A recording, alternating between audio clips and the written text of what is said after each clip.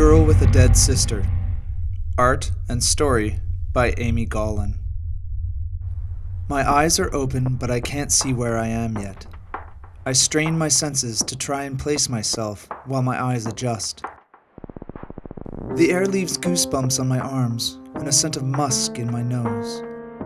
I can hear that I am not in an open space, more like a small subterranean room.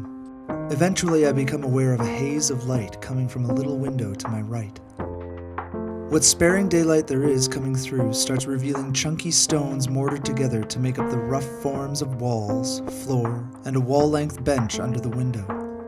My hand runs across the surface in front of me, and I realize I am kneeling on top of one end of a large wooden table. No chairs surround it, and I don't notice any other furnishings. There is movement at the opposite end of the table, and I understand that my sister is here with me.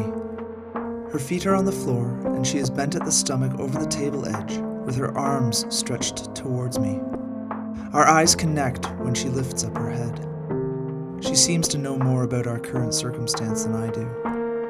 Panic is surging through her face, and I abruptly feel for her.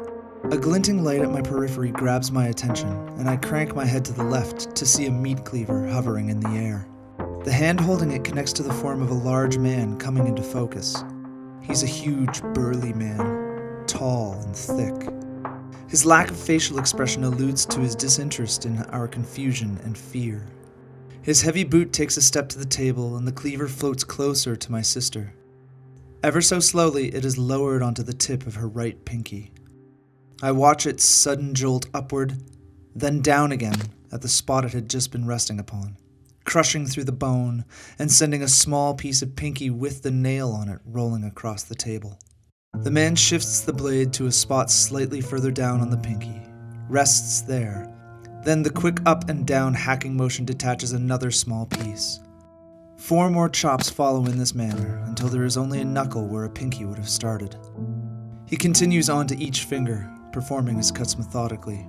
He remains as patient and unexcited as though chopping carrots for dinner. With each chop, my hatred intensifies to the point where my organs are wringing themselves into twisted ropes with which to strangle this man. I want to reach down his throat and grab a handful of his own organs to strangle him with, but I can't. I'm paralyzed. Instead, I find myself transfixed on the repetitive movements he is making with the blade, to the point where the screeches and screams become white noise in the background. The anticipation of each next chop on the remaining fingers becomes almost as unbearable as the action itself. I clench my jaw as hard as I can with every sound of severing, so that the pressure rushing around my ears will absorb the crunching sound a little before it reaches my eardrums. Every build-up tenses my internal muscles, making me rock back and forth over my knees. My body pulses to the rhythm of his chopping. My body keeps rocking, even after the man finishes his job. He pauses for a long moment beside the table, then turns away to climb the stairs, leaving us alone. Now I rock to the steady splatting of blood on stone as it drips through the wooden planks of the table.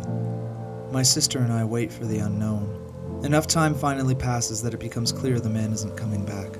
I scramble off the table over to my sister, who is in and out of awareness. But she has enough strength left in her wobbling legs to help me hold her weight. Together, we manage to get up those narrow, stone stairs. I'm unclear of the distance or amount of time it takes between the basement and our family's temporary settlement on the sandy flatlands. But it doesn't matter when we see the faraway specks of our family around an early evening fire. When we approach and they recognize our lumbering mass, the whole group runs and swarms around us. Then as quickly as they surround us, they retreat into one of our shelters, my sister in tow. I don't follow. I don't want to explain or recall what just happened.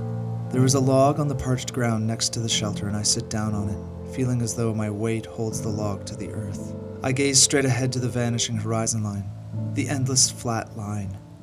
I can hear the buzz of voices and cries escaping from the canvas walls beside me, but the people and noises appear to be so distant, almost as though they exist in a different dimension that I won't be able to reach anymore.